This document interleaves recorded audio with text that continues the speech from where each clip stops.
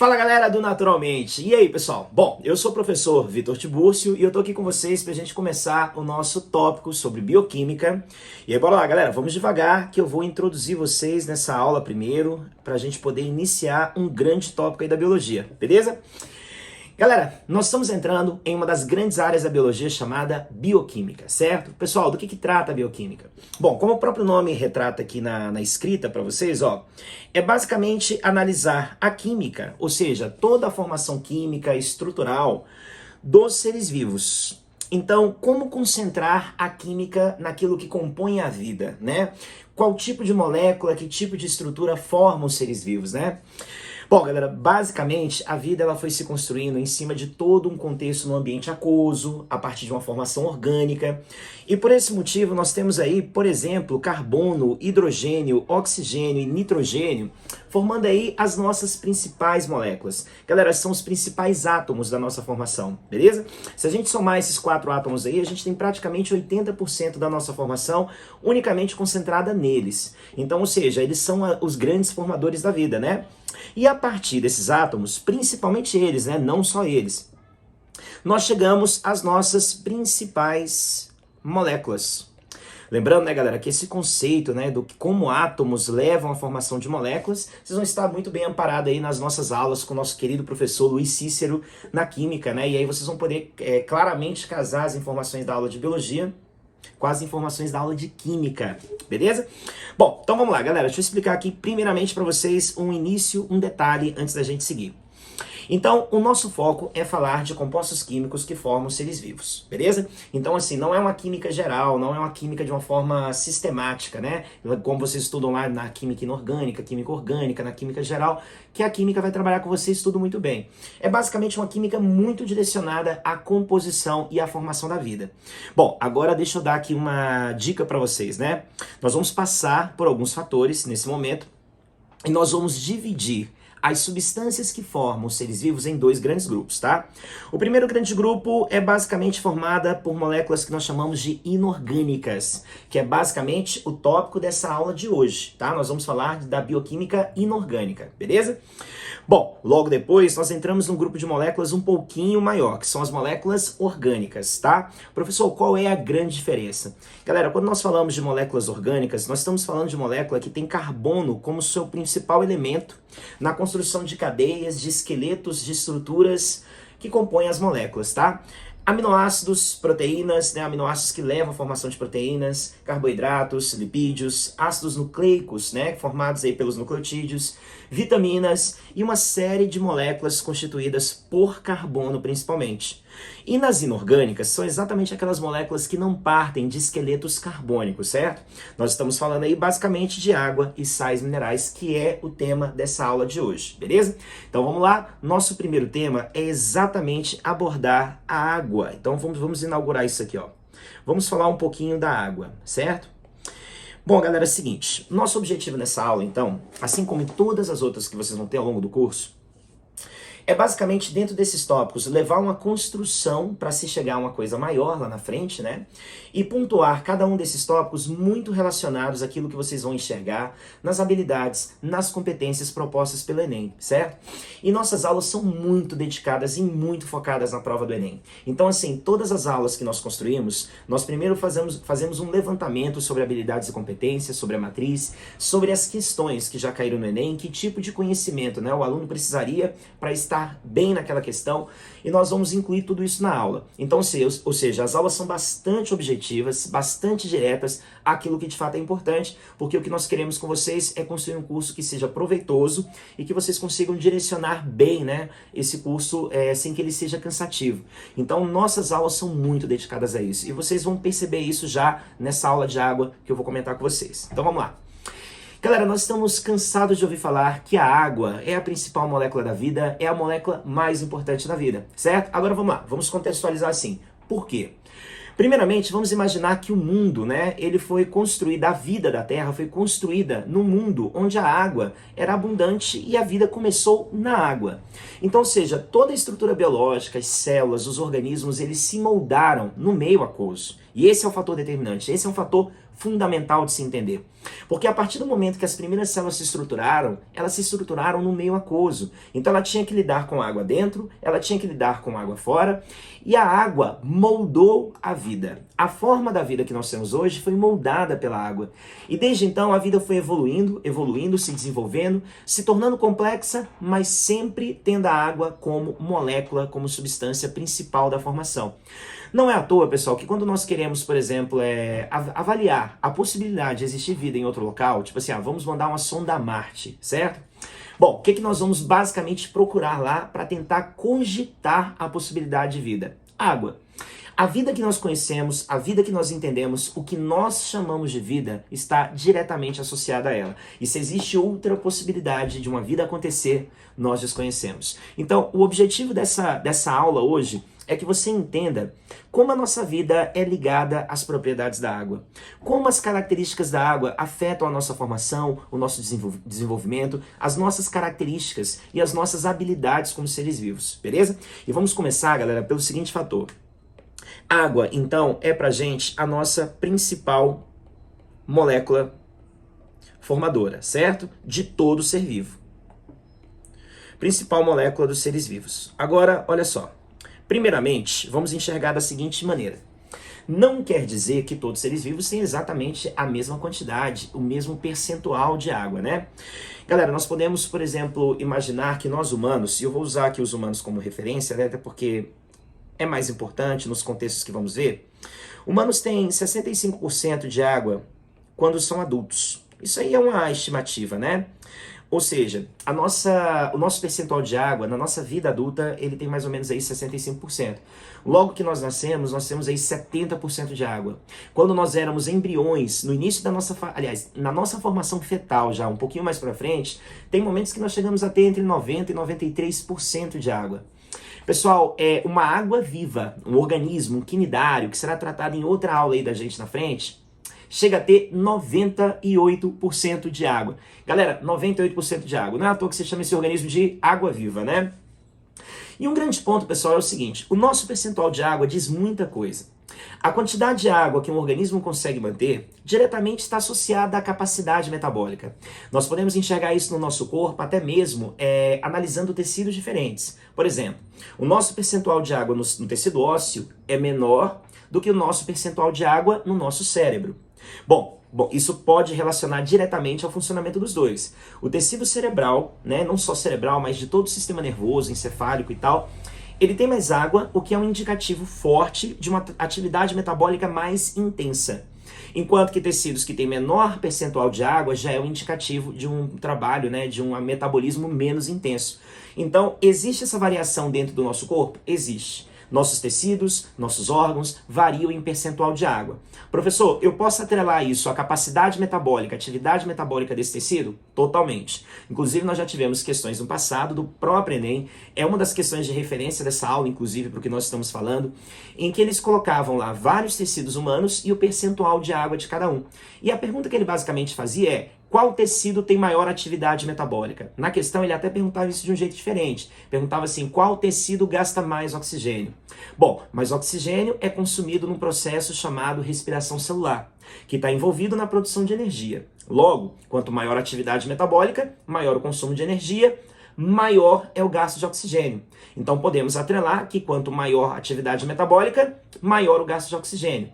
Então, peraí, eu vou mudar a pergunta que a questão me fez. Ao invés de concentrar em qual tecido gasta mais oxigênio, eu vou concentrar em qual tecido tem maior atividade metabólica. E aí, naturalmente, eu vou chegar àquele tecido que tem maior percentual de água, e era essa a resposta que ele queria de você na questão. Então, ou seja, é um fator determinante a água? Com certeza é. Agora vamos lá, pessoal. Quando nós estamos analisando a água, nós partimos agora para uma outra coisa, a estrutura da água.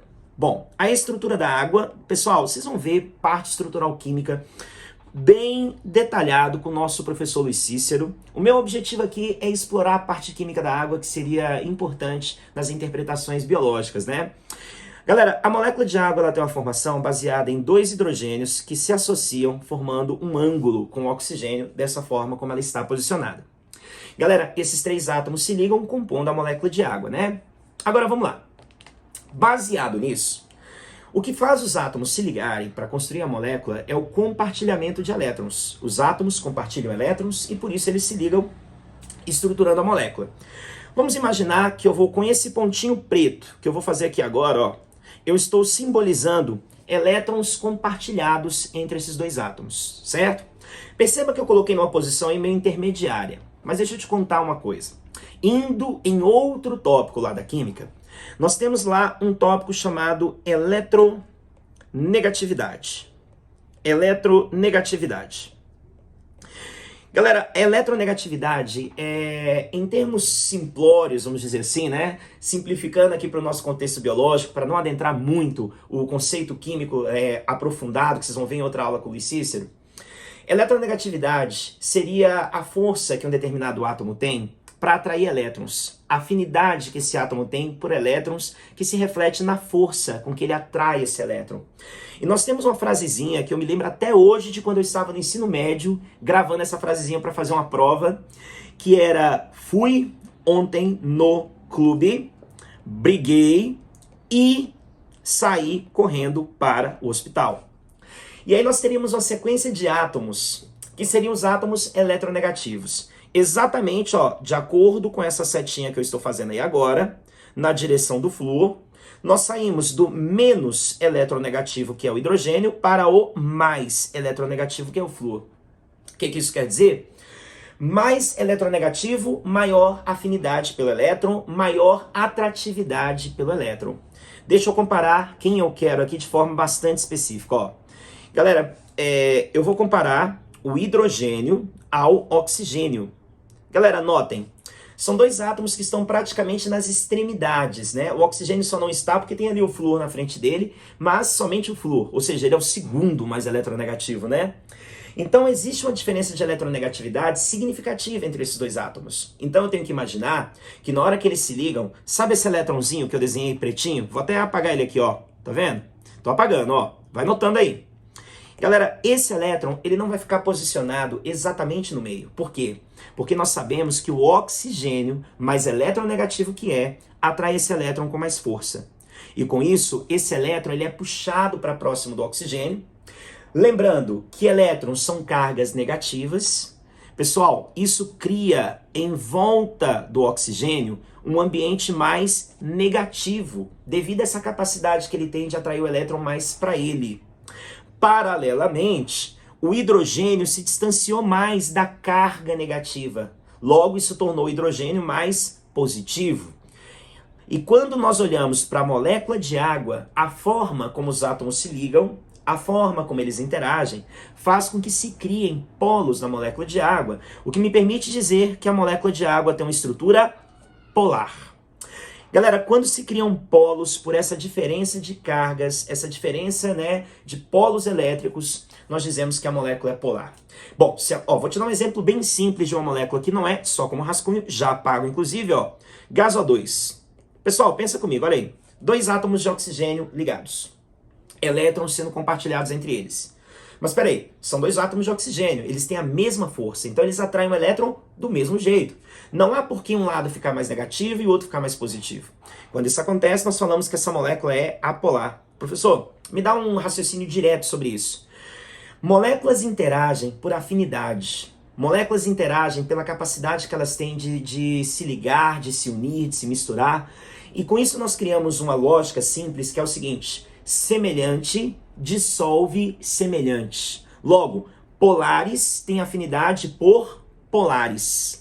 Apolares têm afinidade por apolares. Então, ou seja, a água sendo polar, ela naturalmente vai ter afinidade por outras moléculas polares como ela. E essa é a relevância inicial, tá? Nós vamos usar essa característica ainda para outras coisas. A relevância inicial desse tema, beleza? Então vamos lá. Entendeu isso? Parte 2. Agora que você já sabe que a água tem essa propriedade extremamente importante, vamos a outras, ó. Eu vou colocar aqui para vocês também, agora, vamos lá, propriedades da água. Propriedades da água, químicas, físicas, biológicas e como elas interagem na ciência da natureza, né? Galera, às vezes a gente fala isso, isso aqui é uma coisa mais física, mais biológica, mais química. Gente, essas três matérias são ciências da natureza e elas estão o tempo todo interconectadas em muitos aspectos. Tá aí um tema legal, pessoal. Eu espero de verdade que ao longo do nosso curso que vocês tenham essa capacidade de conectar essa ideia de que biologia, química e física, elas não estão dissociadas. Elas, na verdade, se complementam e se conectam em muitos momentos. E quando você consegue enxergar as coisas dessa forma, tudo se torna mais fácil para vocês, tá? Vamos lá, deixa eu te mostrar aqui a nossa primeira propriedade. Eu vou colocar como número 1 a ideia de coesão e adesão permitida pelas características da água e que você saiba definir muito bem o que torna essas duas ideias e essas duas palavras diferentes, tá? Olha só. Quando a água cria um polo positivo e um polo negativo, nós vamos imaginar uma ideia assim, ó. Água, vamos desenhar aqui mais uma moléculazinha. Sabemos que temos um polo negativo de um lado e um polo positivo do outro, certo? Bom, eu posso, por exemplo, imaginar que aqui perto terá uma outra molécula de água. Afinal de contas, galera, num recipiente com água nós vamos ter muitas moléculas de água, né? Bom, dessa forma, é natural, pela afinidade que existe entre polos positivos e polos negativos que se complementam, é natural que o polo positivo de um atraia eletricamente o polo negativo do outro. São moléculas distintas, continuam sendo, mas elas são atraídas eletricamente uma pela outra de uma forma muito organizada. De uma forma que o lado positivo atraia o polo negativo, como eu fiz no meu desenho. Então você vai imaginar nesse contexto aí, ó, até colocar aqui em outra cor, que existe uma interação elétrica que está surgindo aqui entre elas. E essa interação elétrica mantém essas duas moléculas de água ligadas. Nós chegamos a falar que essa interação elétrica, essa forma de se ligar, gera uma ligação chamada de ligação de hidrogênio. Ligação de hidrogênio. Bom, e a ligação de hidrogênio torna possível, então, que duas moléculas de água se liguem, né, uma com a outra, naturalmente, entre si. Dito isso, nós vamos criar um nome para essa situação. Qual a situação, professor? Vou passar agora uma cor diferente de novo, ó. A capacidade de duas moléculas de água se ligarem entre si, nós vamos chamar de coesão. Logo, coesão, o que vai ser? Coesão é a capacidade de moléculas de água, se ligarem. Ou seja, é uma ligação que ocorre entre duas moléculas de água, como através de uma ligação de hidrogênio. A situação dessa união nós chamamos de coesão. Bom, mas pelo mesmo motivo que uma molécula de água consegue se ligar a outra, moléculas de água também conseguem se ligar a outras coisas. Então vamos imaginar que temos uma molécula de água, de novo ali com seu polo positivo, seu polo negativo, positivo, positivo, negativo. E pode ser, não vou nem descrever qual, pode ser que uma outra molécula, outra substância, diferente da água, que também cria polos, polo positivo, polo negativo, vamos até imaginar aqui, ó, um polo negativo nessa substância, permitiria também a interação e a ligação de hidrogênio entre elas. Quando isso acontece, formamos aqui também uma ligação de hidrogênio da mesma forma, só que essa ligação de hidrogênio está fazendo a molécula de água se ligar a uma outra substância. Vou até te dar um exemplo. Celulose é um caso. Celulose, que forma a estrutura das plantas, é muito comum a celulose fazer essa interação com a água. Isso permite à água ser capaz de ligar não só entre si, mas também com outras substâncias. E isso nos cria um outro conceito, que é o conceito de adesão. Logo, o que seria a adesão? A adesão é, vamos colocar aqui em azul para vocês, para manter um padrão. A capacidade da água se ligar a outras substâncias. Ou seja, que não seja a própria água. Então, você tem que tomar muito cuidado, galera, com as palavras coesão e adesão. São palavras que, até pela semelhança de significados, elas podem se confundir facilmente e você pode, de repente, confundir o conceito dela numa questão, tá?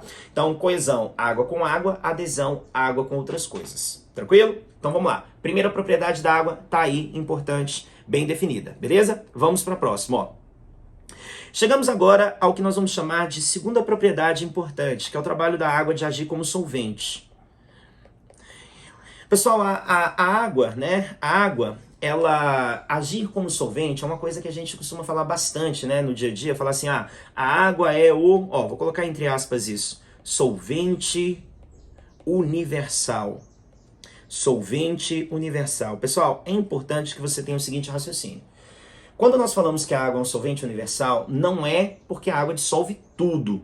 É porque ela é o principal solvente dentre todos os outros que você pode imaginar. Se nós pegarmos aí o contexto do nosso planeta, né?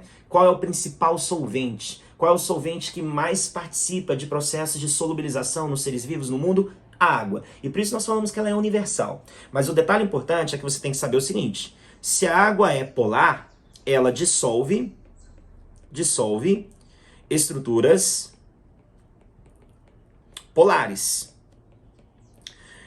A água não vai ter afinidade com estruturas apolares. Isso vai ser relevante em muitos momentos da nossa bioquímica. Por exemplo, a gente vai chegar a uma aula de lipídios em que a gente vai definir lipídios exatamente pela incapacidade dos lipídios de solubilizar em meio aquoso, beleza?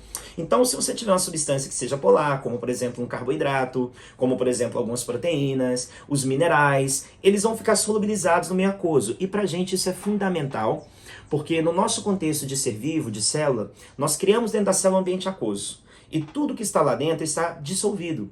E aí a gente cria um ambiente que ele determina até mesmo o porquê da água ser a molécula da vida. Se cria um ambiente onde as moléculas ficam dissolvidas, e isso permite as moléculas dispersarem e se encontrar, e o encontro dessas moléculas permitem reações. Reações nos levam a montar coisas, reações nos levam a desmontar coisas, e por esse motivo nós temos um metabolismo. E esse papel da água como solvente é determinante nessa função. Beleza? Bom, então tá aí, dissolve estruturas polares, cria um ambiente para dissolver, de dispersão. Então, ou seja, a água é um meio de dispersão. Tranquilo? Bom, agora entrando já no terceiro tópico, vamos colocar uma outra referência à água, só que agora eu vou explorar uma característica mais física da água. A água tem alto calor específico. Professor, o que é isso? Calor específico. Bom, calor específico, calor de vaporização, são propriedades físicas atribuídas às substâncias. Eu vou explicar para vocês aqui para tentar dar um norte para vocês, mas o primeiro ponto importante fiquem sempre atentos na minha explicação, que o da água é alto, tá? Vamos lá, deixa eu te explicar como é que funciona. Galera, a vida nos dá situações que nos permite, às vezes, interpretar coisas científicas de forma empírica. Às vezes, sem um conhecimento técnico a respeito. Eu tenho certeza que você tem a noção que se você estiver segurando, vamos supor, você está com um galho de uma árvore, um pedacinho de madeira. Se, de repente, alguém começa a esquentar de um lado, imagina, você encosta na superfície quente, e a madeira começa a esquentar, e começa a esquentar, e começa a esquentar. Você está segurando a outra extremidade, certo? Quanto tempo vai levar para o efeito do esquentar essa madeira chegar a queimar seu dedo aqui na extremidade? Beleza? Pensa nisso. Vou mudar a referência. Imagina eu pegando um pedacinho exatamente com a mesma dimensão, só que ao invés da madeira, de ferro. E aí eu encostando o ferro na superfície quente, segurando na outra extremidade e esperando o ferro esquentar e ver quando eu vou começar a queimar minha mão. Eu acho que pela experiência de vida, você tem uma noção que o ferro vai esquentar mais rápido, né? Que o ferro vai esquentar muito mais rápido. Percebe que as substâncias, que as estruturas, que elas têm uma diferença na facilidade de esquentar, de esfriar? Isso está atrelado ao calor específico de cada substância. Galera, o calor específico é basicamente você quantificar a dificuldade ou a facilidade que se tem para esquentar ou esfriar determinada coisa. Então, por exemplo, para a gente criar uma definição, a gente fala assim, ó, o calor específico, vou até colocar aqui ó, em azul para você saber que eu estou definindo ele, ó, é a quantidade de energia,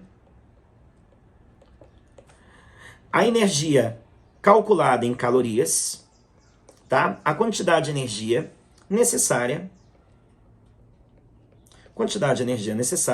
para fazer 1 grama de água, ou melhor, da água é o exemplo, né? 1 grama de uma determinada substância,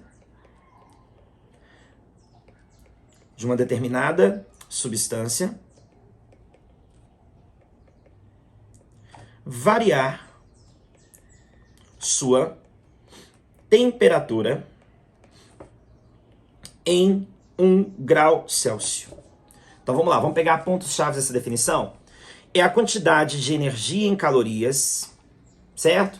Necessária para fazer 1 grama de uma determinada substância variar sua temperatura em 1 grau Celsius. Então, peraí, quanto de energia, quanto em caloria eu tenho que dar para 1 grama daquela coisa mudar sua temperatura em 1 grau Celsius? É basicamente isso. Professor, por que 1 grama? Uma quantidade de referência.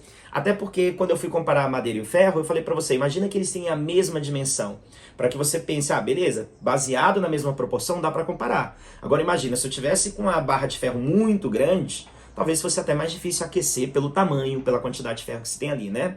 Então, ou seja, quanto de energia você tem que dar para que esse 1 grama que você usou de referência aumentar a sua temperatura em 1 grau Celsius? Aí que tá. Na água, esse valor é bem exato, é 1 caloria. Você precisa dar 1 caloria para 1 grama de água mudar sua temperatura em 1 grau Celsius. Aí a gente começa a pensar o seguinte, mas professor, peraí, deixa eu tentar entender. 1 caloria é a quantidade de energia que eu preciso dar para que a temperatura da água mude 1 grau. Sim, tipo, por exemplo, para fazer com que a água saia de 24 graus Celsius e suba para 25 graus Celsius. Mudou um grau de temperatura, certo?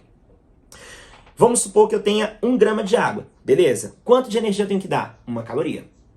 Tá, então vamos supor que eu tenha 1000 gramas, 1 quilo de água. Quanto eu tenho que dar? 1000 calorias. Porque seria 1 caloria para cada grama mudar sua temperatura em 1 grau Celsius.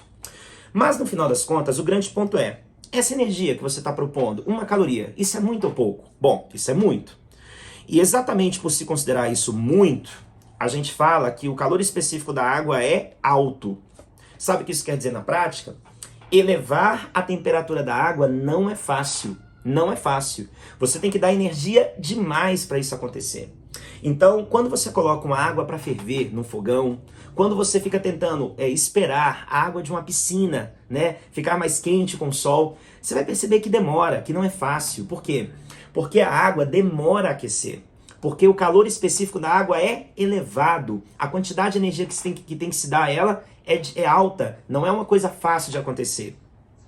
E por esse motivo é uma coisa trabalhosa aquecer a água. Mas vamos lá. Isso tem seus valores, né? Por exemplo, qual a vantagem disso pra gente? Galera, a vantagem disso pra gente é que isso traz para os organismos estabilidade térmica. Estabilidade térmica.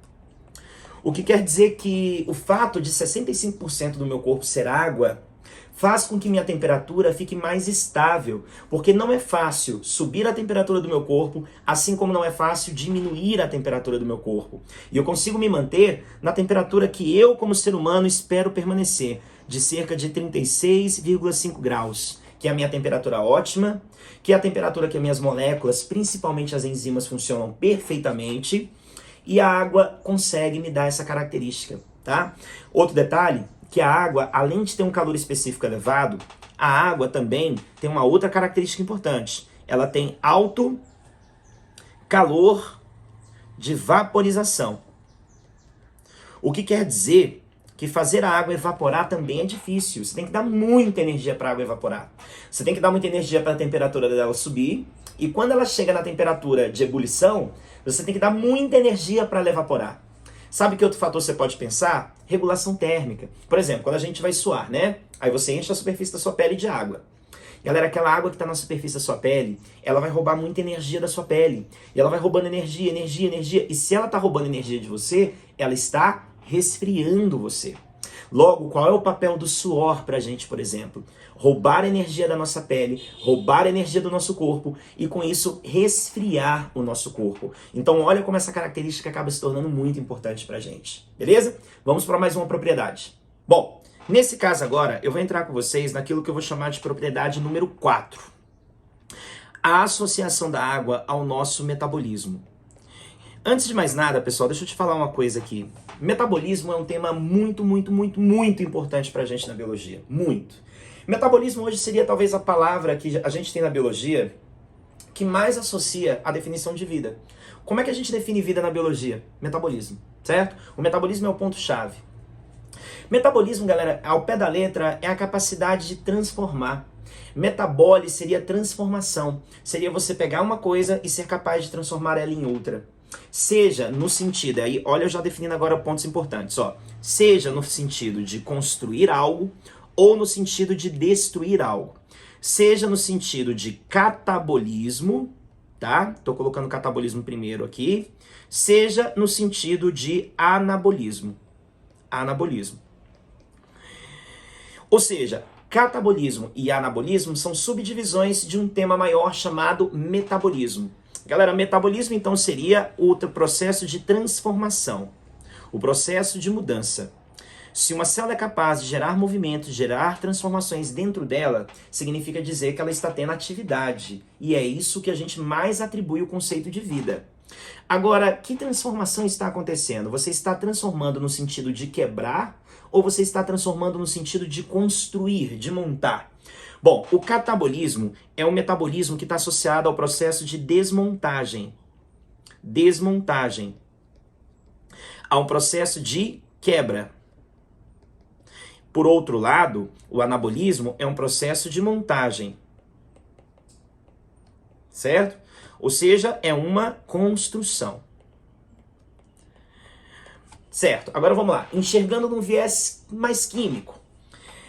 Reações catabólicas são reações, em geral, em que no final do decorrer dela, os produtos gerados tendem a ter uma quantidade de energia menor do que os produtos iniciais. Logo, ao longo de todo o processo, a gente classifica que o processo libera energia. Então, costumam ser reações do tipo exergônicas, que são reações que liberam energia. Ao passo que o anabolismo é principalmente constituído de reações endergônicas. Ou seja, os produtos, em geral, têm uma quantidade de energia maior do que os reagentes. E com isso terminam no estado energético um pouquinho mais elevado. Beleza? Agora vamos lá, pessoal. Deixa eu entrar num assunto importante sobre isso com vocês para finalizar essa parte de água e de metabolismo. Galera, é o seguinte. As moléculas são estruturas estáveis. Os átomos não se ligam de forma aleatória, né?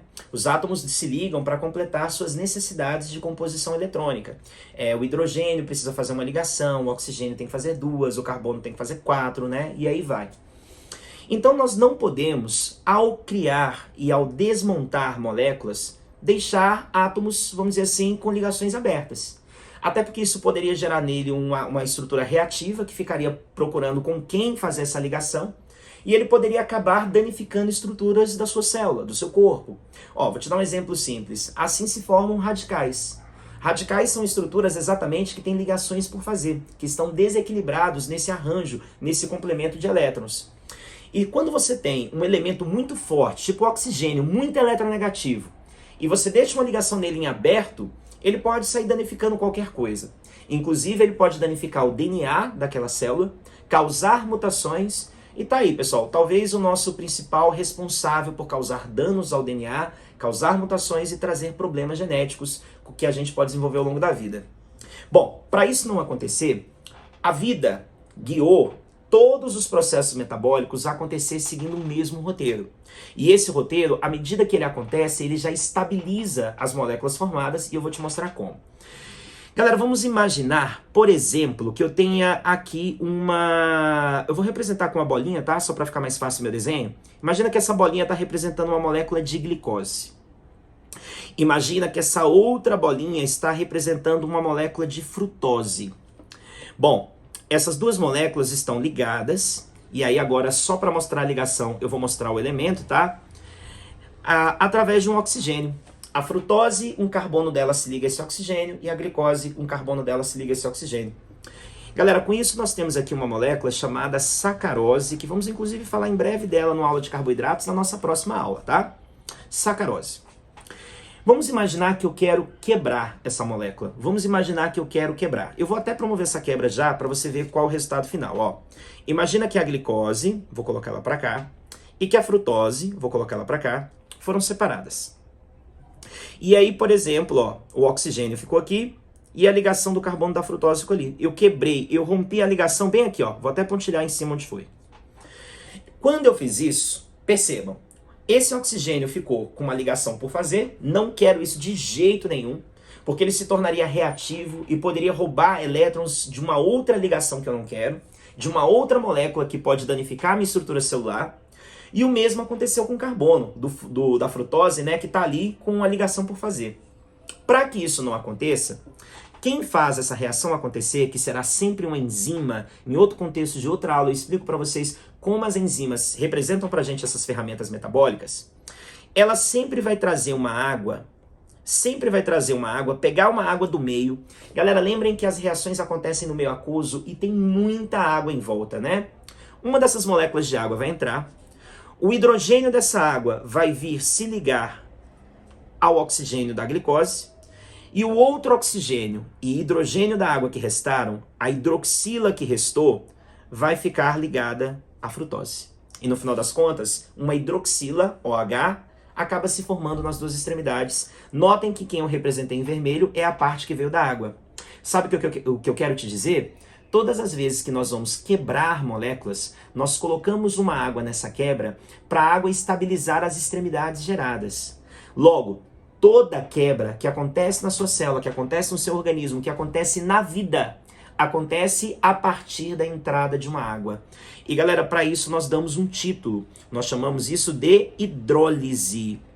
Hidrólise, lise é quebra, hidro é água. Hidrólise é a capacidade de se quebrar algo a partir da entrada de uma molécula de água. Beleza? Isso é hidrólise. Mas eu vou mudar o tema agora. Vamos supor que eu quero novamente ligar essa glicose e essa frutose. Eu quero ligar de novo. O que eu faria? Para ligar, eu vou precisar liberar extremidades, liberar ligações para que elas possam ser feitas. E para isso acontecer, vamos lá? Para que a glicose e a frutose voltem a se unir, eu preciso novamente que esse oxigênio volte a ficar... Opa, aqui é a glicose, aqui é a frutose. Que ele volte a ficar no meio delas, mas para isso eu preciso remover esse hidrogênio de cá e essa hidroxila de cá. E novamente formar a água. Ou seja, aquilo que eu coloquei para quebrar, eu estou tirando para montar. E se o catabolismo, a quebra, acontece pela entrada da água, o anabolismo, a montagem, acontece pela saída da água. E nós chamamos isso de síntese por desidratação. Pessoal, esse tema ele vai ser muito importante na aula de carboidratos, na aula de lipídios, na aula de proteínas, em toda a bioquímica. Toda vez que nós vamos construir uma molécula, uma água sai. Toda vez que nós vamos desmontar uma molécula, uma água entra. Então, ou seja, nós precisamos desse conceito de metabolismo, catabolismo e anabolismo o tempo todo.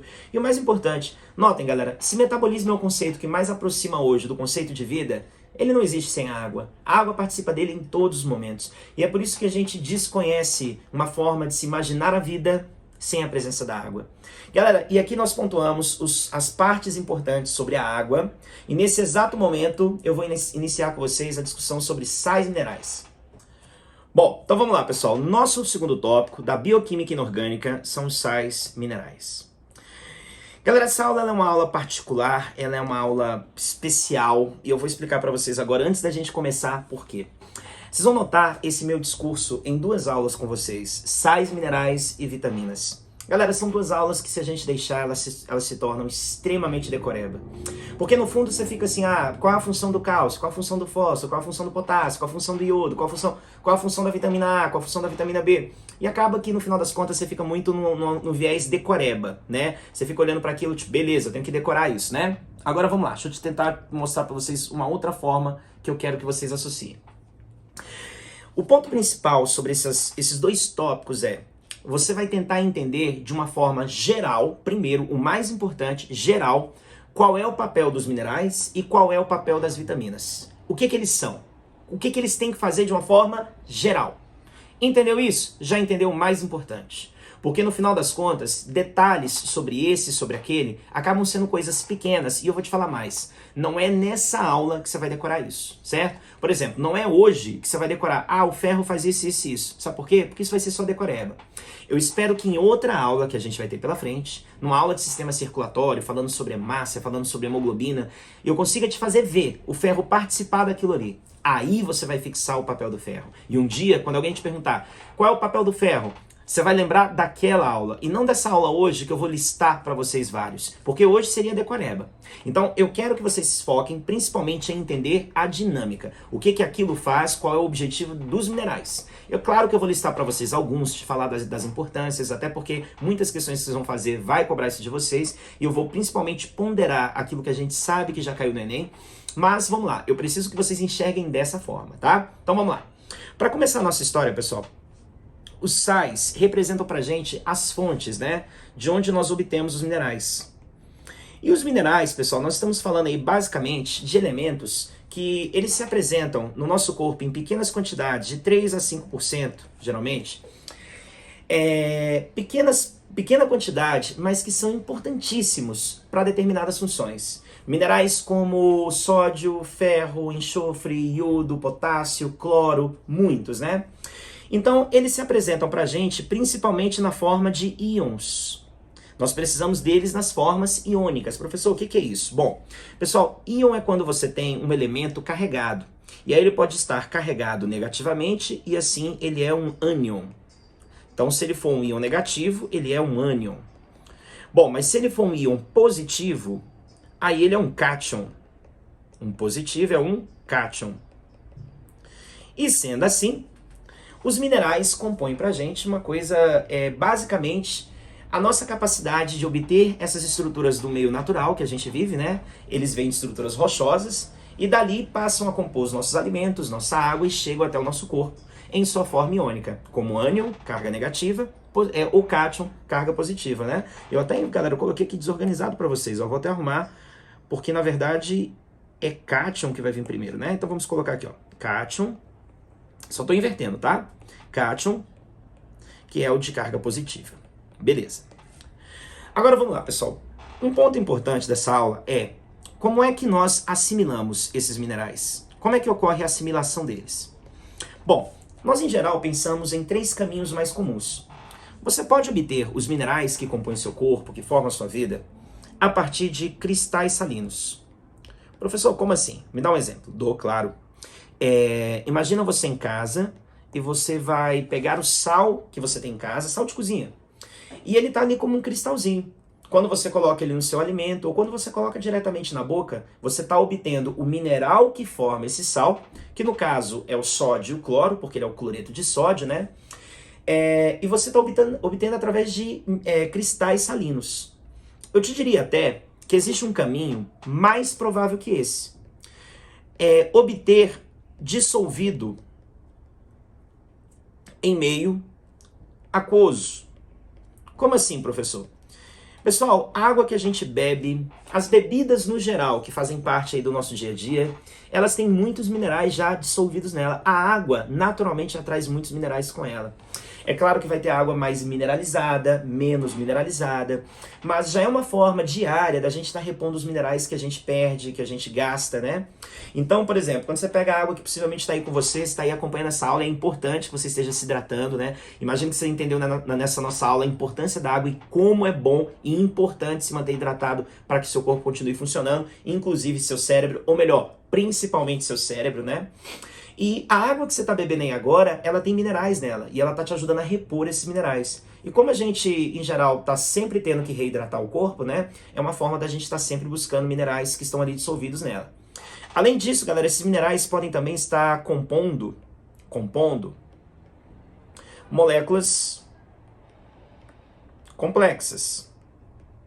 Professor, quando você diz assim moléculas complexas, está se referindo exatamente a quê? Bom, aí eu estou me referindo basicamente a moléculas que a gente ingere em outro contexto. Por exemplo, quando você come uma planta, nela tem clorofila, tá? E no meio da clorofila tem um magnésio.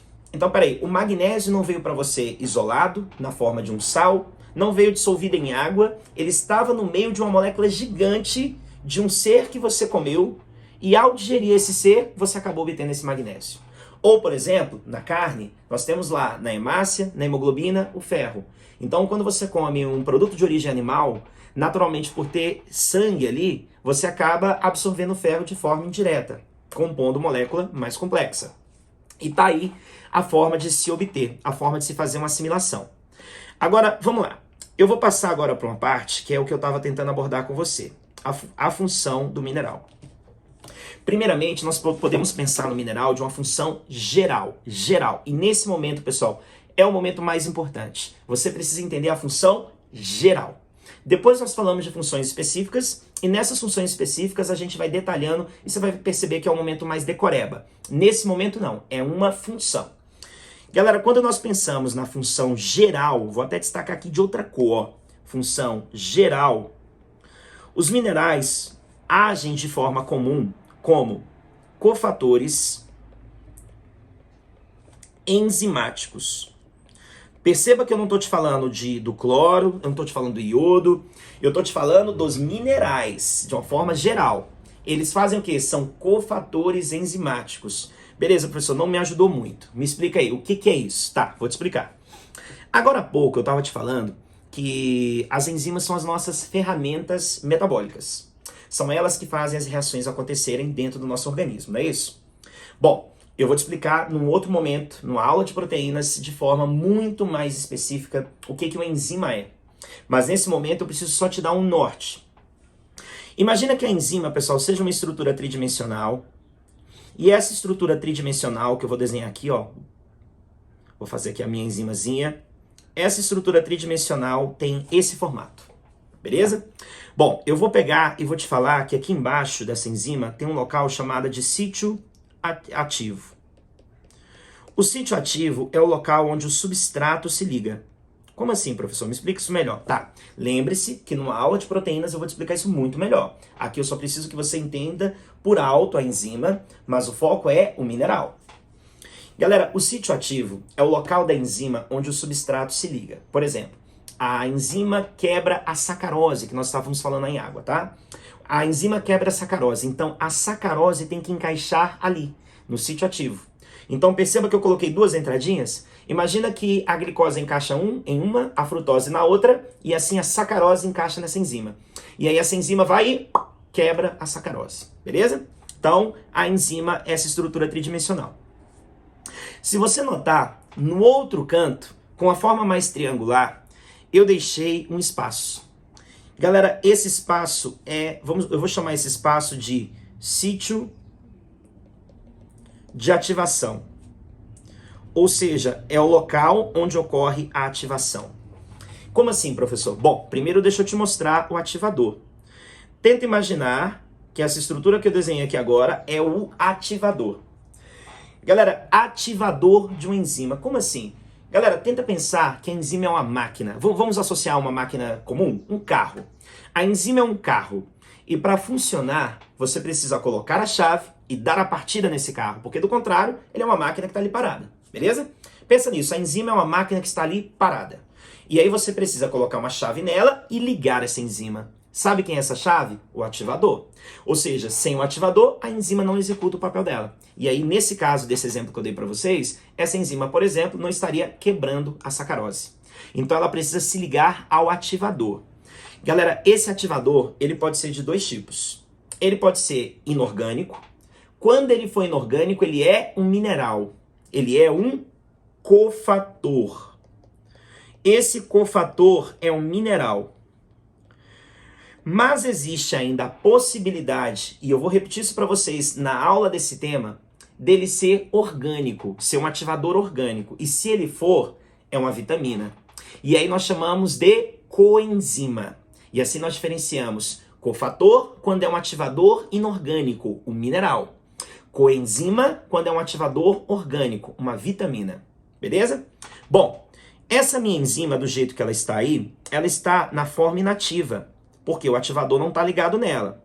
Na forma inativa, ela é chamada de apoenzima. A apoenzima é ela inativa. Agora vamos imaginar essa cena aqui, ó. Imagina o cofator se ligando nela. E eu vou tentar repetir aqui o desenho dela, ó, da minha enzima. Opa, vamos lá. Ó, o sítio ativo, onde a sacarose se liga. E do lado de cá, o ponto onde está a posição do ativador. E aí vem o ativadorzinho. Aí o ativador vem cá, ó, se encaixa, se liga. E agora sim o ativador está ligado. Percebe que esse ativador entrou e agora a enzima está ligada a ele? Galera, quando a enzima está associada ao seu ativador, nós falamos que agora ela está na forma de holoenzima. Galera, para facilitar um pouco, o termo holo significa em qualquer contexto biológico, total, completo. Quando você fala que a enzima está na forma de holoenzima, significa que ela está completa. E completa que ela está, agora ela está ligada ao ativador dela. E isso quer dizer que ela está ativa. E nesse contexto, ela está agora funcionando. Logo, nós temos aqui o cofator associado à enzima. Galera, então é o seguinte. Sabe qual então? Vamos ver se você entendeu o ponto importante. Enzimas são ferramentas biológicas. São elas que fazem o metabolismo acontecer. São elas que elas aceleram reações de construção, anabólicas, de quebra, catabólicas, são as enzimas que fazem. Muitas enzimas nossas, para funcionar, elas têm que estar ligadas a seus ativadores. E seus ativadores, em muitos casos, são minerais ou são vitaminas. Mas eu estou focando em mineral porque a aula é sobre eles, né? Então, por exemplo, nós temos minerais que são determinantes para que o nosso funcionamento aconteça. Sem eles, nossas enzimas param. Se elas pararem, nossa célula não funciona. Isso vai trazer uma consequência grave e isso ilustra o como eles são importantes. Aí agora, de uma forma específica, você vai começar a pensar assim, beleza, agora eu pensei neles de uma forma geral, tá? E é isso que eu mais preciso de vocês. Mas agora, vamos lá, deixa eu te mostrar. De uma forma específica, eu vou citar para vocês alguns minerais. Galera, eu vou citar alguns de forma específica só pela, vamos dizer assim, pela abrangência que ele tem, pela forma como muitas questões vão citar eles para vocês. E é importante que vocês levem algumas informações dessa aula. Mas não se apeguem demais a decorar isso nessa aula. Como eu falei para vocês, em contextos de outras aulas vocês vão fixando isso melhor. Por exemplo, ó, um dos minerais mais importantes é o cálcio. O cálcio ele entra no nosso corpo na forma de cátion, né, Ca2+, e o cálcio desempenha várias funções. O cálcio participa da formação dos nossos ossos, dos nossos dentes. O cálcio participa do processo de coagulação sanguínea. Galera, o cálcio participa da contração muscular. O cálcio participa da transmissão. Olha a quantidade de coisas que você pode associar ao cálcio. Transmissão do impulso nervoso. E aí vai, uma série de coisas. Essas são as mais relevantes e importantes sobre o cálcio. Em muitas delas, o cálcio participa se ligando a enzimas, como o cofator, fazendo com que aquele processo seja possível. E é extremamente importante a ação dele. Galera, agora pensa só, você vai ter uma aula de tecido ósseo, você vai ouvir falar do cálcio melhor lá. Você vai ter uma aula falando sobre contração muscular, você vai ver o cálcio participar lá. Você vai ter uma aula falando sobre transmissão do impulso nervoso, você vai ver o cálcio participar. E eu espero que naquela aula você associe melhor e entenda o cálcio. E não decorando essa lista que eu estou colocando aqui. Aqui eu estou colocando uma lista geral, apenas porque faz parte do protocolo dessa aula, tá? Galera, outra coisa, além do cálcio, olha outro mineral importante, ferro. Galera, o ferro é importante para a formação da hemoglobina, a proteína que transporta oxigênio no nosso sangue, né? Mioglobina. Mioglobina é a proteína que prende oxigênio nos nossos músculos. Enzimas respiratórias, que são enzimas que atuam dentro da nossa mitocôndria e que ajudam e que promovem, né, a produção de energia na mitocôndria. E o ferro tem inúmeras participações em sua forma positiva, como cátion, dentro das nossas células. Vamos mais um, ó. Além do ferro, o que mais? Deixa eu te mostrar um outro aqui, ó. Iodo. Iodo foi um dos poucos minerais que foi cobrado já em prova do Enem, numa questão isolada, falando só sobre mineral. Galera, o iodo participa da formação dos hormônios da tireoide. Hormônios da tireoide. E aí, especificamente, nós estamos falando do hormônio T3 e do hormônio T4. T3 é um hormônio da tireoide que tem 3 iodos ligados a ele, T4 é um hormônio que tem 4 iodos ligados a ele. Então, é assim, sem esse iodo, esse hormônio não funciona. Então, ele é fundamental para a composição do hormônio, tá? Pessoas que têm carência de iodo na dieta acabam não conseguindo formar esse hormônio corretamente e a tireoide daquela pessoa começa a ser sobrecarregada de trabalho tentando produzir hormônio e ela incha, gerando aquele bócio, né? Aquela papeira que vem muitas vezes, não só nesse caso, mas em muitas vezes pela carência de iodo na dieta da pessoa, tá? Então tá aí a participação do iodo. Galera, sódio e potássio. Sódio e potássio são elementos, eu vou colocar aqui o símbolo deles, tá? Só porque é mais difícil de associar, Na e K. Galera, esses são elementos que eles participam quase que juntos, né? Porque eles participam da bomba de sódio e potássio. Bom, e que você vai ver numa aula de membrana eu te explicar essa bomba de sódio e potássio perfeito, então não se preocupe nesse momento. Galera, tanto o sódio quanto o potássio, eles participam de equilíbrio osmótico. Vou colocar aqui nos dois, ó, equilíbrio osmótico. Pessoal, equilíbrio osmótico é equilíbrio de água, né? Osmose é o movimento da água para dentro e para fora da célula. Equilíbrio osmótico é regular essa passagem, esse equilíbrio de água. Mas o sódio, ele atrai a água, né? Como mineral, como soluto, ele atrai a água para o ambiente extracelular, ou seja, fora da célula. Ao passo que o potássio, ele é intracelular. Ele é jogado para dentro da célula e ele atrai água para lá. Galera, esses dois são extremamente importantes no impulso nervoso também. Basicamente, o impulso nervoso só acontece graças a essa bomba de sódio e potássio. Então, extremamente importante a participação dos dois, né? Galera, o sódio ele tem uma habilidade muito grande de onde ele está concentrado, ele atrai a água. Deixa eu te explicar uma situação muito rápida. Quando a gente está vivenciando um momento, tipo assim, pressão baixa, aí as pessoas têm um hábito, coloca sal de cozinha embaixo da língua, não é isso? Quando você põe o sal de cozinha, você absorve embaixo da língua o sódio. O sódio vai para o sangue e o seu sangue fica ali concentrado em sódio. Como ele atrai a água, ele começa a trazer água para dentro do sangue. Água para dentro do sangue. O volume de sangue começa a aumentar, as suas artérias estufam e aumenta a pressão. Então, mais sódio atrai água. Água aumenta o volume sanguíneo e o volume sanguíneo aumenta a pressão. Beleza? Então, sódio e potássio tem esse papel importante.